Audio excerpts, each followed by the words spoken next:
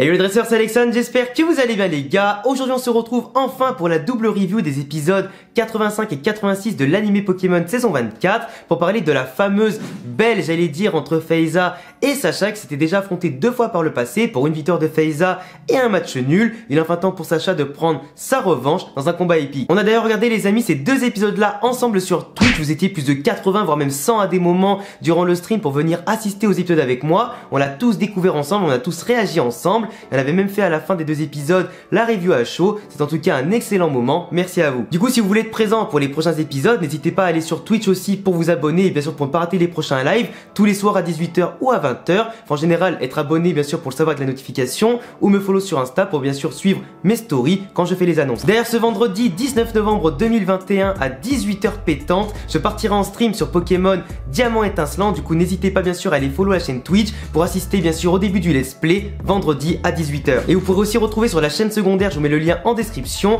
tout le let's play dans son intégralité car bien sûr toutes les rediffusions de Twitch vont sur cette chaîne secondaire. Encore une annonce les amis avant de commencer la double review, je voulais d'abord vous dire que cette vidéo est sponsorisée par l'entreprise Flexispot. Ils m'ont gentiment envoyé mon nouveau bureau du coup pour travailler simplement. C'est des bureaux qui peuvent monter, descendre, qui peuvent s'ajuster à la taille que tu veux quand t'es assis ou quand t'es debout. C'est d'ailleurs grâce à ça que maintenant je peux faire les streams debout et aussi pourquoi pas tourner des vidéos debout avec la caméra directement sur le bureau. C'est des bureaux d'une qualité vraiment exceptionnelle. Moi ils m'ont envoyé le bureau EQ5, tu auras notamment toutes les références en description si tu veux toi aussi le commander. C'est des bureaux électriques du coup qui permettent simplement via le bouton qui est juste ici de régler la taille du bureau, le faire monter, le descendre comme tu veux. Tu peux enregistrer la taille que tu veux pour le mettre en position debout, pareil pour la position assise. C'est des bureaux qui sont garantis 5 ans, qui ont plein d'accessoires, qui ont du coup, comme tu peux voir notamment à l'écran, différents rangements sous le bureau. Tu pourras notamment installer toi-même des tiroirs si tu as envie. Tu as toute l'installation électrique qui est bien collée en tout cas au plateau du bureau qui est d'ailleurs hyper solide. Tu peux soit commander des plateaux de bureau en bois, en bambou ou du moins de la matière que tu veux parmi celle qui est proposée sur le site. C'est vraiment des bureaux de grande qualité qui vont vraiment te durer extrêmement longtemps, qui sont en plus de ça très larges. Tu as vraiment différentes aussi dimensions de plateau pour ton bureau. Donc tu as plein d'accessoires, c'est solide, c'est beau, c'est stylé. Qu'est-ce que tu veux de plus? Tu trouveras toutes les infos du bureau dans la description pour le commander toi aussi, éventuellement avoir le même que le mien ou peut-être un bureau encore plus élaboré. Et on est parti maintenant les amis pour la vidéo.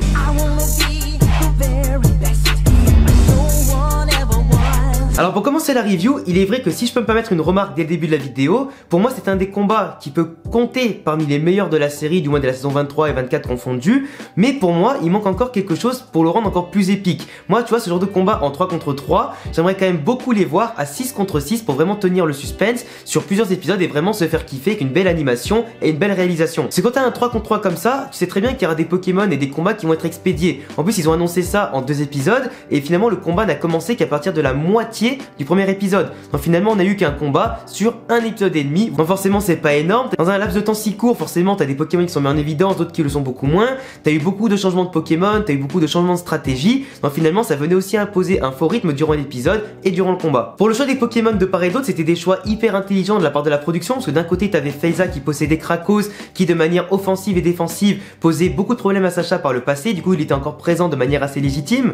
À côté de ça, Brutalibré qui était aussi plutôt intéressant, qui offrait j'allais dire de la polyvalence par rapport au Pokémon de combat habituel, le fait aussi qu'il peut voler bien évidemment et utiliser une panoplie d'attaques plutôt intéressante et plutôt variée. Et de l'autre côté t'avais aussi Maconier, du coup le Pokémon fétiche de Feiza qui était bien sûr qui avait accès au Gigamax et qui a permis simplement d'offrir un beau duel entre le Gigamax et la méga évolution dans ces épisodes là. Et pour Sacha on a forcément une symbolique derrière les Pokémon choisis entre Pikachu qui était aussi présent normalement dans la plupart des duels contre Feiza et surtout le Pokémon comme vous savez tous emblème quand même de la série. À côté de ça t'avais Lucario qui était là plus puissant que jamais, plus badass que jamais et surtout plus serein que jamais. Le mec voulait vraiment prendre sa revanche aussi par rapport à l'époque où il était un Riolu et il avait quand même bien galéré contre Krakos, tu vois, tu te rappelles. Et pareil pour Canartichaud qui cette fois-ci a évolué en Palartichaud qui normalement est censé être plus fort que jamais et qui voulait lui aussi prendre sa revanche par rapport au duel précédent contre Feiza. Mais encore une fois par rapport au choix des Pokémon et le déroulement des combats, on va revenir sur un élément que j'avais déjà stipulé en début de vidéo et que j'ai déjà stipulé beaucoup de fois en live et dans les autres reviews.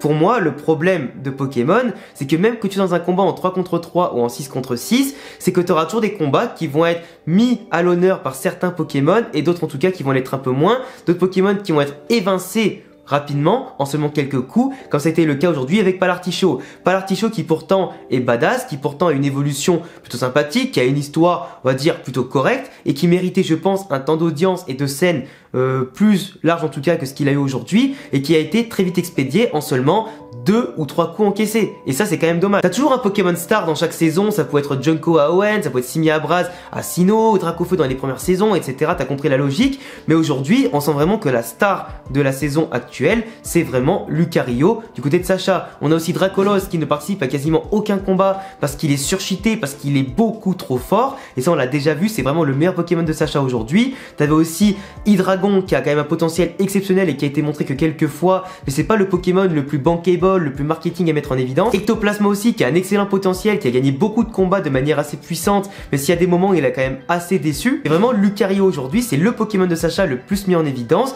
qui est le plus marketing, le plus bankable, je répète, qui est le plus intéressant pour les fans.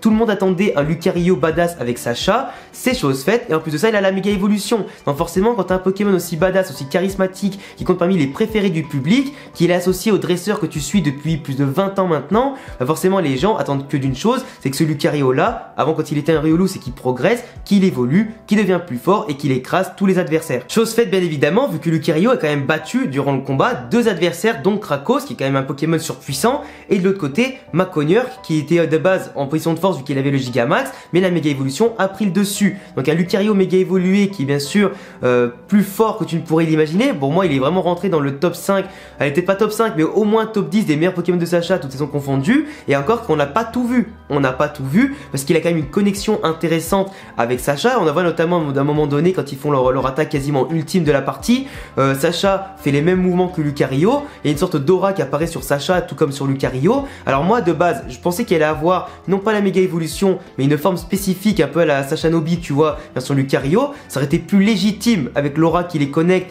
que d'avoir un Sacha Nobi. Ça aurait été plus légitime à Lucario, mais pour le coup, on l'avait déjà eu avant. La production n'a sûrement pas voulu faire de redite, et c'est normal, mais pour le coup, je pense que ça prouve aujourd'hui que Lucario a une connexion spéciale avec Sacha, qu'il ira peut-être plus loin que les autres Pokémon avec Sacha, dans le sens qu'il pourra battre des adversaires toujours plus forts et surtout peut-être amener Sacha sur le trône de numéro 1. De l'autre côté, s'il y a cette connexion spéciale avec Lucario, moi je pense très sincèrement que finalement, Sacha Nobi, malheureusement les gars, Amphinobi ne reviendra jamais dans l'anime Pokémon à cause de ça. Amphinobi a fait son temps avec Sacha, il a accompli aujourd'hui sa mission avec Kalos pour préserver l'écosystème, etc.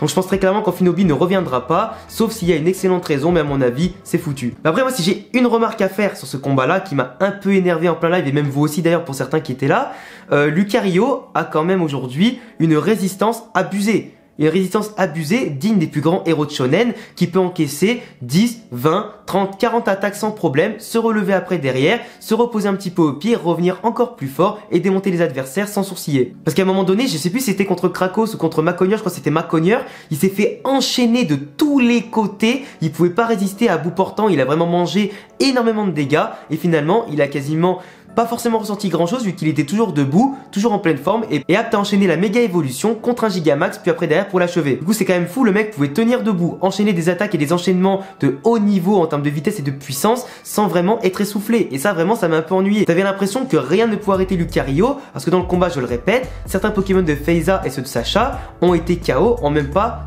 2, 3, voire même pas 10 coups. Du coup, tu as une différence d'attente entre les Pokémon, une différence de puissance et de résistance qui est normale en fonction de leur type, en fonction aussi de leur puissance globale et de leurs stats. Mais là, pour le coup, t'avais pas de logique. Lucario a mangé quand même énormément de coups sans être perdant à la fin. Ça enlève un peu toute crédibilité, ça enlève un peu tout suspense parce que t'avais vraiment l'impression que rien ne pouvait le stopper et c'est quand même dommage. Parce que les graphismes sont présents, la réalisation était bonne, les stratégies étaient très bonnes, les enchaînements étaient excellents. Donc pour moi, c'est quand même dommage de voir un excès, j'allais dire, d'encaissement de dégâts de la part de Lucario pour au final briser le suspense parce que tu savais très bien qu'à la fin, il allait gagner. Après le duel méga évolution Gigamax, encore une fois, c'était impressionnant à voir. Moi, c'est vraiment un truc que j'aurais aimé voir dans les jeux, etc. Mais forcément, qui sont d'équilibre, c'est pas trop possible. D'ailleurs, dites-moi en commentaire quelle est pour vous la meilleure feature entre les cristaux Z, la méga évolution ou le Gigamax que vous préférez. Et pour le coup, c'était quand même plutôt intéressant. Même si le Gigamax n'a pas tenu très longtemps parce que Lucario le bombardait de dégâts, le bombardait de tout ce que tu veux en termes d'enchaînement et de combo.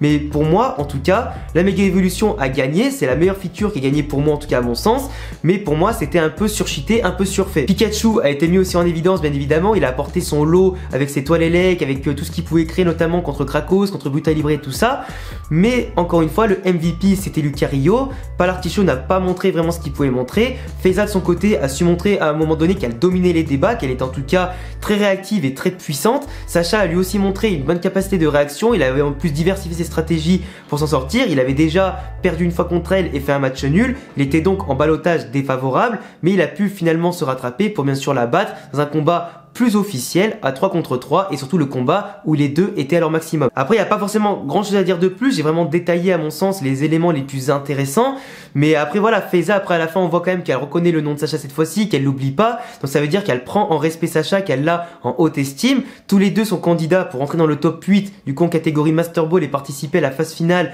des championnats du monde. On ne sait pour l'instant pas qui reste à intégrer, puisque pour l'instant on a Peter, on a Tarak, on a Cynthia et Roy.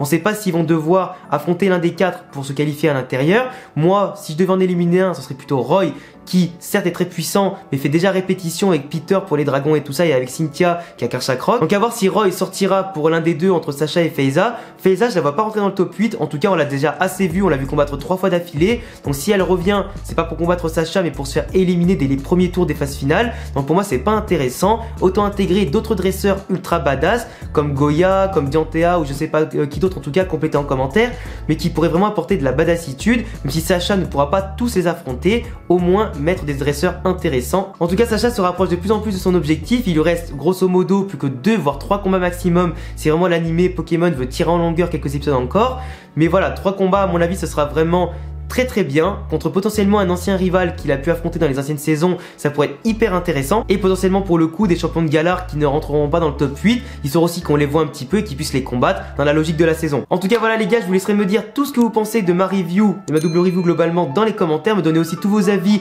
sur ces épisodes là. Je vous laisserai vous abonner, cocher la cloche pour qu'on fonce les amis jusqu'aux 200 000 abonnés, ça me ferait extrêmement plaisir. N'oubliez pas aussi de vous abonner à ma chaîne secondaire pour ne pas rater les rediffusions de streams, dont notamment le let's play de Pokémon Diamant et Perle. N'oubliez pas de venir sur Twitch surtout vendredi à 18 h pour ne pas rater le début du let's play bien évidemment. Je vous attends très nombreux pour tout ça. Tous mes réseaux s'affichent ici, bien évidemment les liens aussi pour avoir le même bureau que moi. Et à bientôt les amis pour prochaine vidéo. Ciao. Ensemble pour toujours et même un peu plus, amis jusqu'à la fin des temps. Aujourd'hui et demain, c'est une certitude, nous serons près l'un de nous.